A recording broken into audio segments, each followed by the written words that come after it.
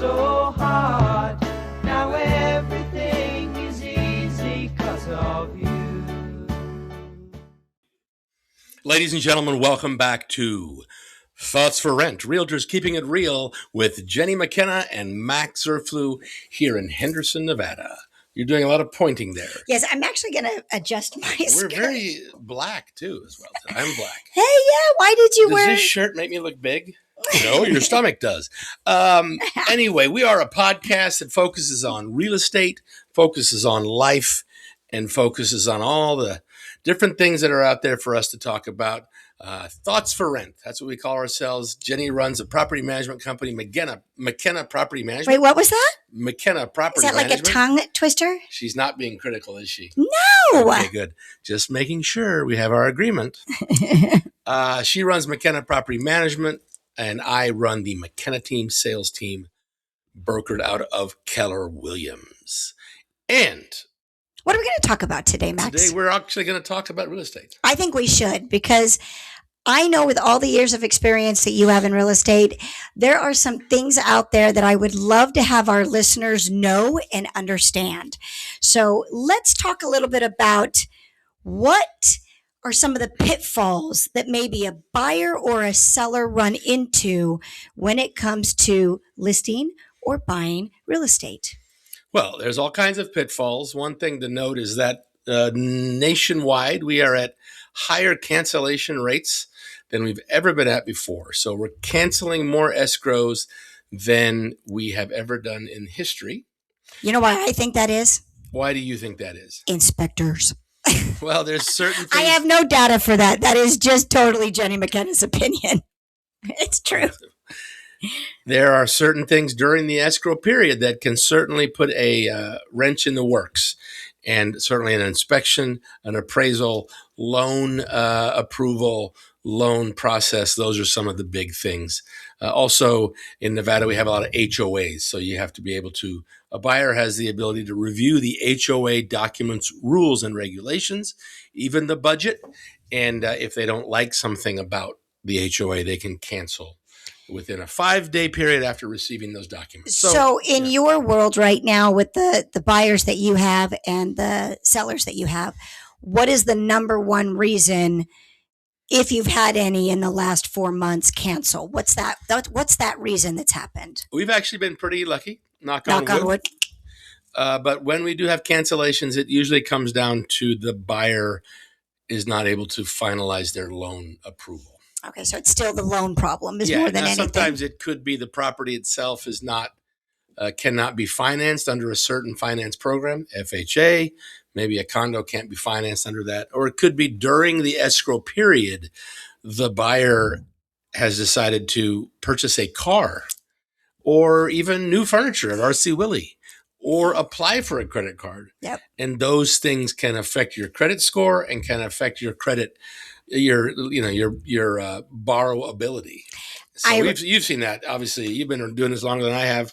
You've seen people make some big mistakes as they're about to buy a house. I remember I got a call from the lender 5 days before they were scheduled to close. Super cute couple. And the lender said, "I'm sorry, we cannot fund their loan." And I said, "Why?" And it was because they had gone out and they had gone furniture shopping and getting so excited for the new property. And I had to call them into the office and tell them that because of the fact that they opened up a new line of credit and then bought things on that line of credit, their debt ratio became too high, and therefore they no longer were able to purchase the property. That was a bad conversation. So anyone listening out there with your children, with a family member, with just a friend, if you are in the process of wanting to buy a property, you want to freeze anything that you've got going on as far as your credit cards, spending money, Amazon purchases. Yeah, you want to kind of look at yourself, and because the lender's going to look at your spending habits and find out if they feel comfortable loaning you that money. And in a lot of times, the bank owns 90% of the house or 95% of the house. Because if you're only putting 5% down, who is the majority equity holder? Yeah, the The loan company. The bank, whoever's the loan company. The fact of the matter is, people think, oh, I got the loan approval, I got the contract, I've done my due diligence, I've done my inspection, I like everything. The sellers have agreed to give me $500 to pay for some repairs. I'm good to go. What many people might not understand is that 2 days before a property closes, the lender runs everything through underwriting again. Yep. Final underwriting review. That can be a deadly time. Yeah. Because anything you've done in that period is going to come up, and then the lender goes, "Oh my gosh, what happened? What's this new Benz I'm seeing in your credit?" But anyway, so that's one thing. We want to watch the credit. That's obviously, and a good agent is going to be telling their clients, particularly their buyers, hey, you be careful, because we want to make sure you're still able to buy it when the time comes. So moral of the story, until you close escrow, you don't really do anything thinking that you bought the house. I believe we have beat that horse to death. Well, I also want to go the other side of it. Again. If you're a really good real estate agent, you are educating your seller, because the seller is going to think the exact same thing that the buyer just thought. They've got this loan, the home inspection's been done, they've agreed to whatever they've agreed upon. Basically, I'm going to pack up my house and I'm ready for the closing. But the seller needs to realize as well that 48 hours before that funding, that buyer's credit's going to have an underwriting approval, or need underwriting approval. Because baby, it ain't over till it's over. Yeah.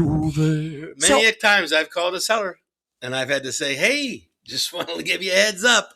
The buyers are asking for an extension because their loan has been sent back to underwriting and they've got some issues. Yep. Or the buyer's lender has informed us that these people can't buy the house. It's the worst call to make. And if I have given them a little heads up that this could possibly happen, it's not over till it's over. Have that conversation. Then it's a much better phone conversation. So what do you do when a seller needs to literally be out of the property at the time of the close of escrow, but doesn't really want to do all of the U-Haul and the moving and all that kind of stuff until the house is actually sold? What's a way to help your seller accomplish what they want and then still not be, jump the gun? It's entirely circumstantial. Most sellers already have a plan in place of where they're going to go. They may already have the next house. They might be moving out of state, and they've already made arrangements. So many times it doesn't matter. Many times if you call a seller and say, we're not going to close tomorrow, it might be next week, they'll be like, okay, I'm in Indiana, so that's fine. Keep me posted. They've already moved. Yeah. So it's not that big of a deal. I don't worry too much about that. Now, obviously, we get into situations where somebody has sold their house and they plan to buy a new house with the funds from that house. So you get contingencies, contingent upon sale of their existing home. So sometimes that can really muck up the works. Yeah. Yeah. And what I find valuable as a real estate agent, as a professional, is to just always be in contact with the buyer's lender and the escrow company and make sure, hey, are we good? I'll check in every 2 days or so when we're about 2 weeks away, just to make sure, do you need anything else from the seller? They're not waiting on us. Is everything okay on the buyer's side? You just got to keep people informed. So if I am starting the process of wanting to buy a home, condo or townhome, one of the things that I think would be something to look for is good communication with the realtor that you're working with. Because if they've got good communication skills at the time that you guys are setting appointments, looking at properties, getting answers to questions that you might have, that's an indication that they're probably going to be pretty good during the escrow period. So is that something, Max, that you would want to really interview a real estate agent as far as making sure that communication skill is good? Yeah, I think you can interview them, but you also want to set a standard or an expectation with your agent and me as an agent with my buyer or seller. How often do you want to be communicated with? If you're a listing, do you want us to call you once a week, once every 2 weeks? Each person wants a different type of handling, right? But if you're a buyer, I think you want to, and if it's your first time, I think you want to be extra aggressive with your agent once you pick them to say, hey, I need to know what's going on. I've never done this before. What sometimes agents forget is I've probably been involved in 1,000 escrows by now. So for me, it's nothing new. Right. But for the person who's buying their first home, they have no idea what's going on. Yeah. You know what I mean? So our job as agents is to always end the conversation with, here's what's going to happen next. That's a right? great way to do Here's it. what's going to happen next. Hey, we got the repair request figured out. Here's what's going to happen next. The appraisal should be completed in 3 days, and we'll, as long as that's okay, then we'll move to the next steps. But I'll be calling you to let you know what's going on with that. So now tell me another hiccup that can happen in the world of the escrow. Before we do that, we should also mention that communicating is different than it was when you were an agent or when I was the first an agent 20 years ago. So when right now, you have phone, people like the phone, people like the email, people like texting, people like Facebook Messenger. So you got to understand what your client, how they want to communicate. And if you're a buyer or a seller, tell your agent, I like to communicate via text. I like to communicate via email. Do you ever, if somebody says, hey, Max, I like to communicate Facebook DM, but you normally don't do that. You're normally text, email. Mm-hmm. Do you change your communication style to appease your client, or do you explain to your client, this is what we're going to do? No, change to theirs. Okay. Customer's always right. Okay. That's how they want to communicate. That's how we communicate. So that's good indication if you're interviewing a real estate agent too. Ask that question. Yeah, I suppose. Are you going to have a problem if I want to communicate via Instagram, Snapchat? But like when we have a property, myself and my executive assistant, Emily, and the sellers, we create group text right away. Mm-hmm. We name the group text in our phone, the name of the property, and that's how we communicate a lot of times with our sellers. So you like the text idea, but that makes sense. Well, because I like it. It's convenient. So. Well, and it means everybody is on that text, which everybody gets to see what's exactly going on. That's a good idea. So listen, when you are interviewing real estate agents, make sure, so important, communication throughout the entire process from the day you meet that realtor all the way until the closing. Because if not, then you're going to be left in the dark, and being left in the dark just really makes you nervous. I remember the first time I bought a property. This was before I was married to Max. My dad is a real estate agent. He was on vacation. So a couple things happened while he was on vacation. I knew nothing and I felt so stupid. So I can relate to, you need somebody to explain to you exactly what is happening within that escrow period. You absolutely do. So give me another pitfall. Well, you like to focus on them pitfalls, huh? I do, because then we'll talk at the end. What's the really good one? Today, cute little place, and I got a text from somebody who had seen it on Zillow. Oh, cool. Said, hey, I'd like to see this property. Okay. Now, obviously, we got a lot of AI stuff lately. We got bots. We got people just texting people that aren't even people are texting you. So the first thing we do is when we get that text is we go, our broker requires a copy of an ID, proof of funds, pre-approval, and then we can make arrangements to show it to you. Also, do you have an agent or do you want to be an unrepresented buyer? Sometimes our listings sell to unrepresented buyers, which is fine. I'm just bringing it up because there's so many different scenarios in how a transaction will go through. But if you want to go back to pitfalls, one of your bigger ones is always going to be. Well, I'm going to ask you, was that text a real person or was it a bot? Was it an AI? It was a real person. It was a real person. We went through a whole phone conversation. I said, do you have an agent? No, I don't. I said, do you want to be an unrepresented buyer or do you want representation? She said, I want to be an unrepresented buyer. I said, great, send me proof of funds and we can make arrangements to show you the property. And she said, maybe I'll go find another agent to be represented. Oh, okay, because she realized, I just started this and now I'm realizing. I don't want to be an unrepresented buyer. Yeah, maybe it is a little bit more difficult than I thought it was going to be. The state of Nevada is one of the few states where you can actually, an agent can represent both parties as long as both parties agree to it. Mm-hmm. So a lot of times we'll sell our listings to buyers that we also represent. So dual listing, or was it dual agency? Dual agency. Some people don't do it because it's liability, but from my perspective, I feel like I'm a pretty good agent. And if I can bring a buyer who I can represent and I can also guide them through the process, it's actually going to benefit my seller. Well, and whenever I was talking about dual agency with my sellers, I said the same thing. I know your property better than anyone that would just be walking in. I understand your circumstances better. So if you're okay with it, Mr. and Mrs. Seller, you would probably be, me bringing in a buyer isn't going to be a conflict of interest for you. Of course, they have to agree to it and they have to sign a document saying they're okay with it. But they have to sign a document. Along those lines. A document that at the top of it says, this represents a conflict of interest. It is. But yeah. It's fine. But conflict of interest sometimes are not a bad thing. Some people look at that as being a negative thing, but in reality, As long as you're fair and you're trustworthy. That's And the key and you thing. know what else? And everything is laid out on the table. As long as everything is laid out on the table and both seller and buyer can make educated Get the decisions, same information. it's not a problem. Yep. Yeah. Okay, so what's another one? Well, you act like we're just going through the top 5 pitfalls of buying a house, but you keep saying another one. I'm waiting for Wait, you to talk okay. about the home inspectors. Oh Lord! Exactly, because they All right, are when you go really into crazy. contract, you set forth a certain number of days that will be your due diligence period, which is the time frame in which a buyer can get an inspection done, can drive by the home at night, can bring in a voodoo doctor and a tarot card reader. They can do whatever they want. Okay. During that due diligence period, a buyer can cancel escrow and get a 100% of their earnest money back. Correct. Okay. Right. And what usually happens, the main thing that happens in that time period is a home inspection. Dun dun dun. Jenny's favorite. Ugh. They hire a home inspector. The seller makes the house available. Home inspector comes in, top to bottom, inspects the property, and issues a inspection report to the buyer and the buyer's agent. So, Max, do you think that it's a good idea for a seller to get a home inspection done prior to finding a buyer, prior to putting it on the market?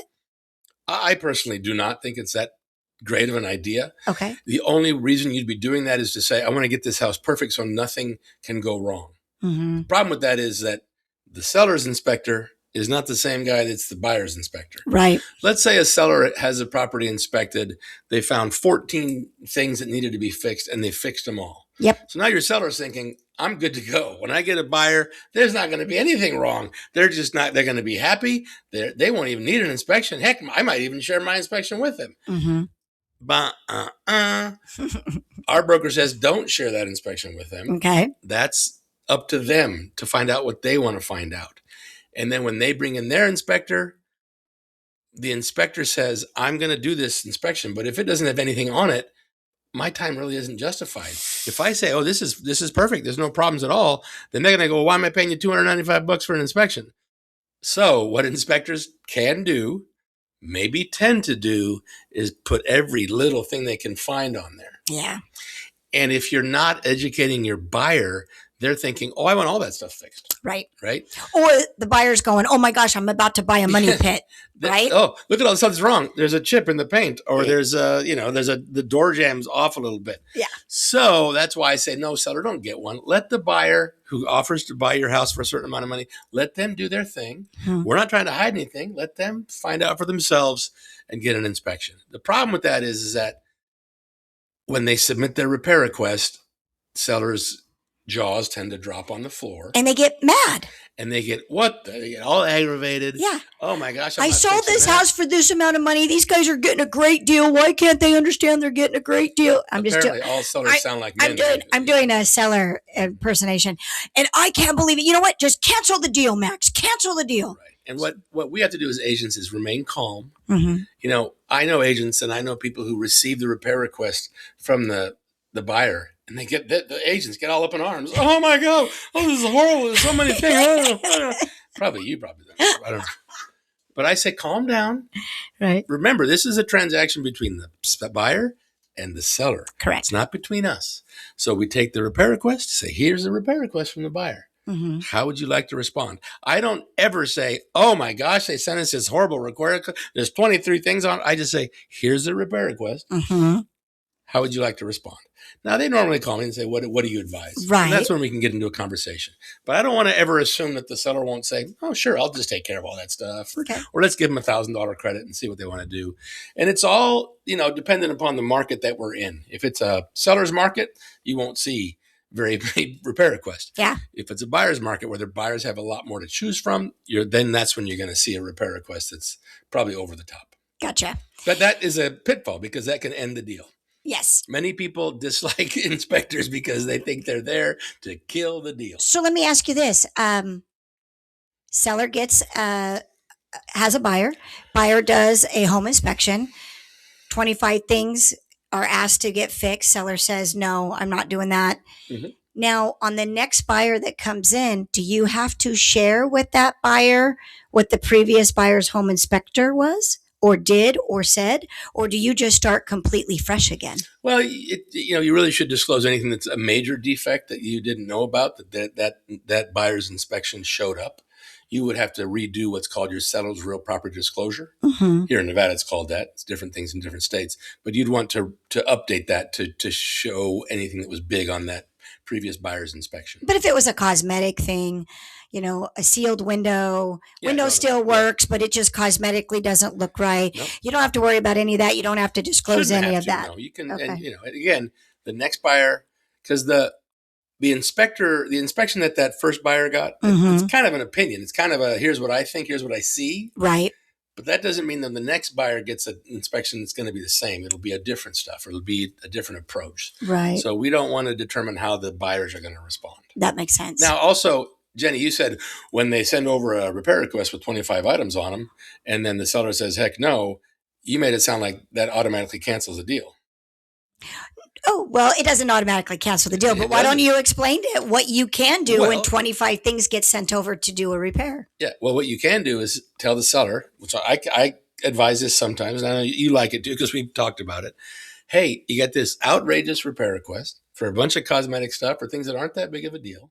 And like you said, that you set the price based on what the house is, how it presents itself. And the age of the So house let's and just everything reject else. this repair request. Yeah. Would you like to do that? Sure. So we'd send over a rejection. And usually the buyer's agent and the buyer, I think on the other, I can envision their reaction. They're like, oh my gosh, what? They're rejecting it? So that's when they start talking about, oh, maybe we went too hard. Maybe we asked for too much.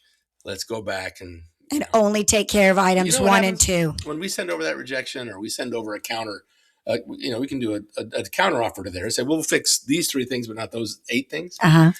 A lot of times before the agent has even showed it to their buyer, I'll get calls.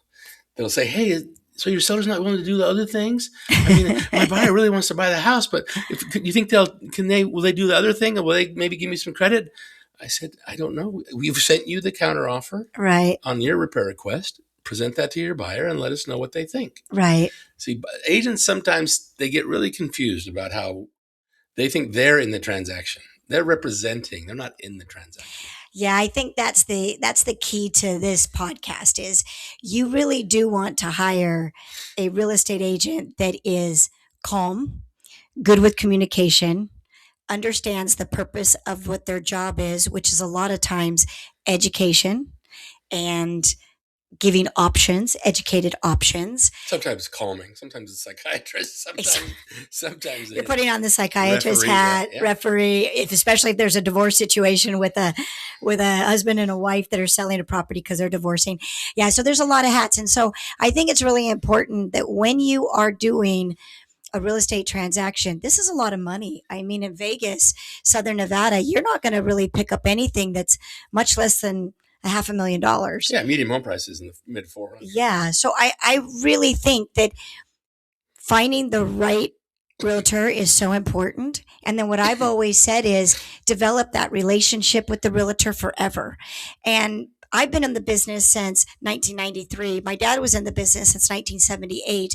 We still have clients that call us up for advice, for their children to buy property, sometimes for the grandchild to buy a property. We have been around long enough to know Your father requires a lead-based paint disclosure because he was 1978. That's correct. I just really think that it's about relationships. And if you can find that right relationship right away on the first purchase, or the first sale, then that is going to make a big difference in the world of real estate. For sure, but I think we need to talk about another pitfall. What's another pitfall? The appraisal. Yeah, but you know what? Okay, so this is just my opinion again. When you buy a house and it's financed, the lender requires there to be an appraisal on the property, and the appraised value cannot be lower than the sales price. And there was a time where the appraisals were absolutely the hot button pitfalls. Oh my gosh, we just lost another deal. I don't see it as much now. And I also think that if somebody really, really wants that home and there's a lot of upgrades in the home, but the appraiser cannot value the upgrades for everything that it is because they have to depreciate the chandelier, depreciate quartz countertop, whatever. I still think a buyer will pay over appraisal if it's justifiable. So Jenni runs a property management company and has been doing so for like 20 years. Correct. So she just doesn't know, does she, folks? Yeah, I know it still happens. It happens all the time. I know it Buyers happens. are not, first of all, every buyer's different, but we get offers on an FHA client, an FHA buyer who's only putting 3.5% down. Yeah. They don't have the extra money to come up above appraised value. So it's still a huge hurdle in the transaction. And if it does appraise for lower than the sales price, we can have the buyer pay the difference, have the seller reduce the price. We can negotiate a price in between those two, or we can cancel the deal. Right. So really, you want an agent who they understand, I'm going to negotiate 3 times. I'm going to negotiate for you when we're getting the contracts and we're going to accept a contract. I'm going to negotiate for you when you get a repair request and how you should respond to that. And I'm going to negotiate for you when we get a low value on an appraisal. And I'm going to help you make sure you maximize your return. It sounds like you're a pretty darn good real estate agent there, Max. Well, you know your stuff. I love it. Well, those are a few topics that we wanted to go over, being that the real estate market is heating up. I think I think it's going to be a pretty good year. A lot of people are saying this is a rebound year. We're 2026. They say it's going to be a rebound year for real estate. And, we have listings and we're seeing activity and so it's going well for us. And I think it's going well for most of the people out there. So this is the year that if you are thinking about selling a property or buying a property and you're in the Southern Nevada area, let us know. We're happy to help. Max will be that. He will be that wise realtor to give you all that wonderful advice. And we also have a wonderful network of people that we've known and done business with in other states. So if you want to have us do an interview on an agent somewhere else, we're happy to do that for you. Let our years of experience help you. That's obviously at no charge. That's just us helping our fellow neighbor. That's a great, kind words, Jenni. Thank you very much. You're welcome. I'm also the funniest realtor in Las Vegas. So if that's important to you to laugh and smile throughout the process, give us a call. But hey, if you want to buy an investment property, then you call Jenni. We sell it to you. Call Jenni and she manages it for you. It's wonderful. It's win-win, eh? It's a one-stop shop event. That's true. All right. We cover it all. Take us out, Max. Take us out to the ball game. No, take us out I'm to about to go and lean over and press stop on our podcast. Ladies and gentlemen, Jenni McKenna, Max Zerflu here in Henderson, Nevada, basically Las Vegas. We just want to share with you our thoughts on real estate, life, and all things that are good. We'll see you next time. Don't forget to like us, subscribe, and send us your feedback. We really appreciate here we you. go. There you go, Jenni. Reach in there. Boom. Boom. Oh, there you go. Sound good? Okay, good. I'll pass over to Ireland. Here you go, kid. Thanks, Pops.